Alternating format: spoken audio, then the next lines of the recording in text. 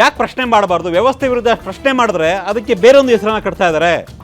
ನೀವು ಕಾಂಗ್ರೆಸ್ನ ಟೂಲ್ ಕಿಟ್ಟು ಅಥವಾ ದೇಶದ್ರೋಹಿಗಳು ಅಥವಾ ಬಿ ಜೆ ಪಿ ವಿರುದ್ಧ ಬಂದಂತಹ ಇನ್ನೊಂದು ದೇಶದ್ರೋಹಿಗಳು, ಬಿ ಜೆ ಪಿ ವಿರುದ್ಧ ಮಾತನಾಡೋದು ತಪ್ಪ ಆಗಿದ್ರೆ ಸರ್ಕಾರದ ವಿರುದ್ಧ ಮಾತನಾಡೋದು ತಪ್ಪ ಅನ್ನೋ ರೀತಿಯ ಪ್ರಶ್ನೆಗಳನ್ನು ಅಭಿಜಿತ್ ಎತ್ತಿದ್ರು. ಜೊತೆಗೆ ತಮ್ಮ ಉದ್ದೇಶ ಏನು, ತಮ್ಮ ನಿಲುವೇನು ಅನ್ನೋದನ್ನ ಅವರದೇ ಆದ ಮಾತುಗಳಲ್ಲಿ ಹೇಳಿದ್ದಾರೆ.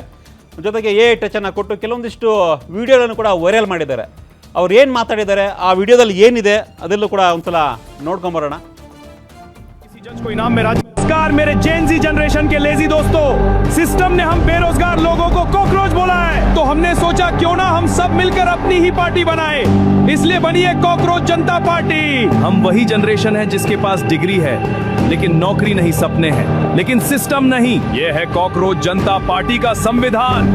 यहाँ जुमले नहीं सीधे वादे लिखे गए हैं। पहला वादा, रिटायरमेंट के बाद किसी जज को इनाम में राज्यसभा की सीट नहीं मिलेगी। दूसरा वादा, हर असली वोट सुरक्षित रहेगा, लोकतंत्र किसी का खिलौना नहीं है। तीसरा वादा, संसद और कैबिनेट में 50% महिलाओं को सीधा अधिकार मिलेगा। चौथा वादा, मीडिया सवाल पूछेगा, सिर्फ सरकार की तारीफ नहीं करेगा। पांचवा वादा, पार्टी बदलने वाले नेताओं पर 20 साल तक चुनाव लड़ने पर रोक लगेगी। लोग हमारा मजाक उड़ाते हैं लेकिन याद रखो, कॉकरोच कभी हार नहीं मानता। अगर तुम भी सिस्टम से परेशान हो तो आज ही कॉकरोच जनता पार्टी ज्वाइन करो। हम छोटी जाति नहीं, मेहनती प्रजाति हैं। कॉकरोच जनता पार्टी जिंदाबाद। Hello everyone. I can't tell you how happy I am today. We are just about to take over the world's largest party on Instagram. We are just 100k followers away from being the most following party. I don't know what you guys have done. क्या कर दिया है यार तुम लोगों ने? इन लोगों को 12 साल लगे ये करने में। उसके लिए इन्होंने कितने हजारों करोड़ रुपए खर्च किए होंगे अपनी फॉलोइंग बढ़ाने के लिए, और आप लोगों ने 4 दिन में सब कुछ खत्म कर दिया। इनका सब कुछ खत्म कर दिया। मतलब आप लोग अभी हिस्ट्री बना रहे हो, आपको रियलाइज हो रहा है you are about to make history. और ये बात हमेशा भूली जाएगी जब भी इंडिया का हिस्ट्री लिखा जाएगा मॉडर्न।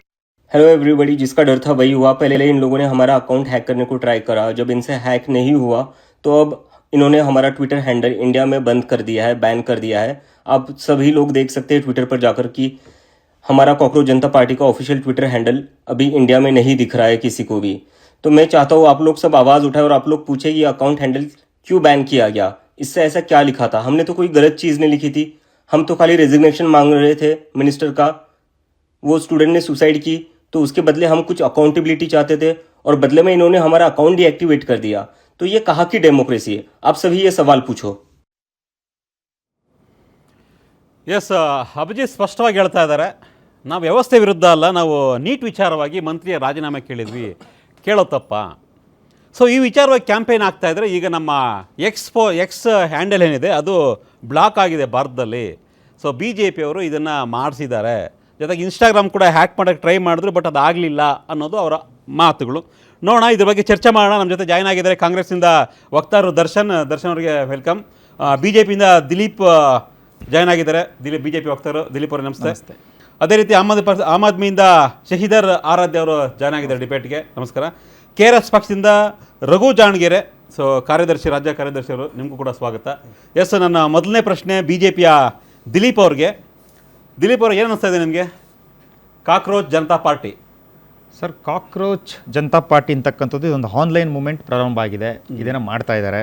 ಬಟ್ ನಮಗೆ ಬಂದಿರ್ತಕ್ಕಂಥ ಮಾಹಿತಿ ಪ್ರಕಾರ ಕ್ಲಿಯರ್ಲಿ ಸೇಯಿಂಗ್, ಇನ್ಸ್ಟಾಗ್ರಾಮ್ದು ನಾನು ಇವಾಗ ಜಸ್ಟ್ ಈಗ ತಾನೇ ಓಪನ್ ಮಾಡಿ ನೋಡಿದಾಗ ಯಾವ್ಯಾವ ನೀವು ನ್ಯಾಷನಾಲಿಟಿ ಚೆಕ್ ಮಾಡಿದಾಗ ಫಾಲೋವರ್ಸ್ ನ್ಯಾಷನಾಲಿಟಿ ಕ್ಲಿಯರಾಗಿ ಗೊತ್ತಾಗ್ಬಿಡುತ್ತೆ. 49% Pakistanis, USA 14%, Bangladeshi 14%, India 9%, and UK 3%, Australia 3%, and Saudi Arabia 3%, UAE 2%.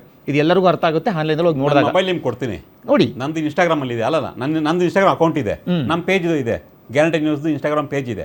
ನಮ್ಗೊಂದು 5 ಲಕ್ಷ ಫಾಲೋವರ್ಸ್ ಇದ್ದಾರೆ. ನಾನು ಕೊಡ್ತೀನಿ. ನಮ್ಮ ಅಕೌಂಟ್, ನಮ್ಮ ಪೇಜನ್ನು ಯಾವ ದೇಶದವರು ಯಾವ ರಾಜ್ಯದವರು ಫಾಲೋ ಮಾಡ್ತಾರೆ ಖಂಡಿತ ಮಾಡ್ಕೊಡ್ತೀನಿ ನಾನು, ಖಂಡಿತ ಮಾಡ್ಕೊಡ್ತೀನಿ. ತೋರಿಸಿ.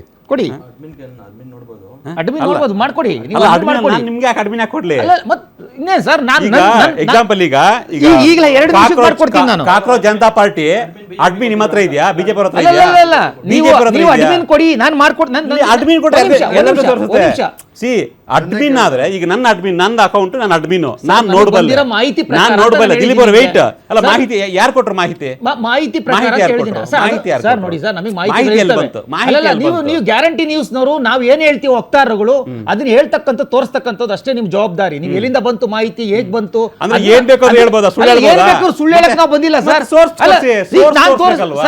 ಸೋರ್ಸ್ ಈಗ ಎಕ್ಸಾಂಪಲ್ ಈಗ ಯಾವ್ದೋ ಒಂದು ಪೋಸ್ಟ್ ಹಾಕಿದ್ರಪ್ಪ, ಆನ್ಲೈನ್ ಪೋಸ್ಟ್ ಹಾಕಿದ್ರು, ಒಂದು ಕ್ರಿಯೇಟ್ ಮಾಡೋದು. ಇವತ್ತೇನು ಏನ್ ಬೇಕಾದ್ರೂ ಕ್ರಿಯೇಟ್ ಮಾಡಬಹುದು, ಒಂದು ನಿಮಿಷದ ಕೆಲಸ.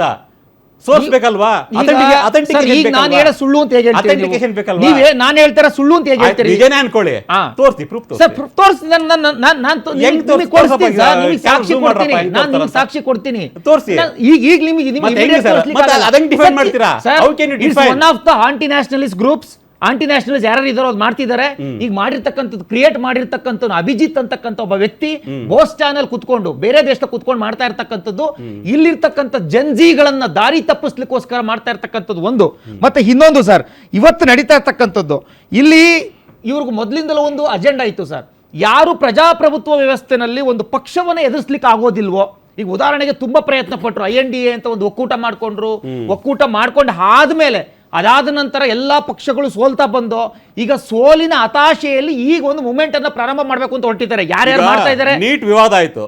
ಎಸ್, ನೀಟ್ ಬಗ್ಗೆ ನಿಮ್ಮ ಒಪಿನಿಯನ್ ಏನು ಸರ್? ನೀಟ್ ಪೇಪರ್ ಲೀಕ್ ಆಗಿರ್ತಕ್ಕಂಥದ್ದು ತಪ್ಪೇ. ಅದು ಯಾರು ಹೊಣೆ? ಯಾರು ಹೊಣೆ ಅಂತಕ್ಕಂಥದ್ದು ಅಲ್ಲಿನ ಯಾರ್ಯಾರು ಅಧಿಕಾರಿಗಳಿದ್ದಾರೆ ಅವ್ರು ಸಸ್ಪೆಂಡ್ ಆಗಿದ್ದಾರೆ.